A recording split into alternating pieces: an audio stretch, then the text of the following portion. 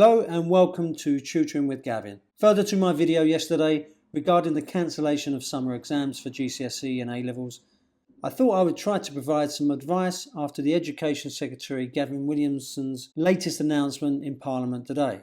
I wish I could say everything is clear for students in the UK, but there's still a great amount of uncertainty surrounding the grading of students, many of whom will be in need of certain grades to give them access to the courses they wish to study from September. The confirmation that grading will be decided by teacher assessment without the disastrous algorithms used last year must be a relief for some, but for others it still raises a lot of questions, which I hope to address in this and other videos. Gavin Williamson said today that training will be provided to teachers to ensure fairness and consistency. We await details of this. What comes next? Faith?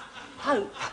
From my experience, these grades will be based on previous assessments and evidence of ability in that subject. Therefore, I'm putting forward a few tips that will help you influence that prediction in a positive way. Firstly, think about what assessments you've already completed and what grades you've been getting until now. The teacher will probably allow the slight increase based on the usual progress of students from January to June, but this may not get you the grade you need or want. It's important that you put these previous grades into categories, otherwise this could be misleading. For example, in English literature, if you got a grade 6 in an assessment on the modern text, perhaps an inspector calls, then you might be feeling okay. But this is just one element of the literature exam and probably the easiest. In reality, a grade 6 in this element of the exam does not mean you could do likewise in the Victorian or the Shakespeare texts. Think carefully about what grade you got for any assessments on these parts of the exam and then average out your grade. This would be more realistic. For English GCSE students, don't forget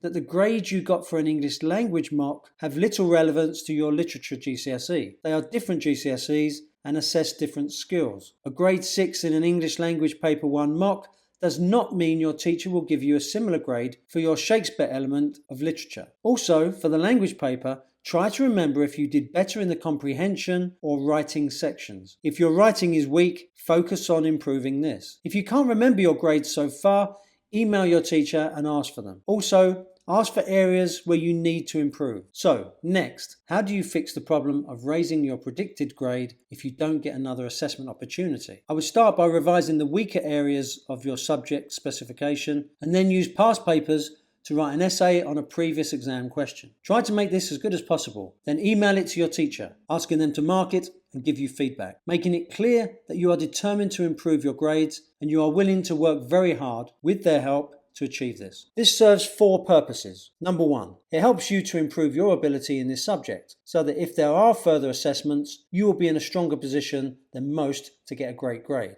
Number 2, if you hope to study this subject at A level in September, it will give you the skills to cope at this advanced level, which is much more difficult than GCSE. Number 3, it influences your teacher when they sit down to decide grades. They can only judge you on what they have seen you do, so show them that you are better than they remember, that you have far more ability than they realised, and they should therefore give you a better grade. Number 4, it provides evidence, if you ever need it, that you deserve a certain grade. If you are not happy with the grade you get in the summer, you may be able to use this as evidence in any appeals. Create a body of work that shows you deserve the grade you need or want. Start with your weaker areas in that subject, but eventually try to show that you can achieve the grade across all of the elements of the exam specification. Well, I hope this has helped. Please provide any comments or questions you might have below, and I promise to respond. I will make further videos as and when new information is made available by Ofqual, the exam boards or the government. Please subscribe to the channel if you want notifications and so that I can keep making these videos.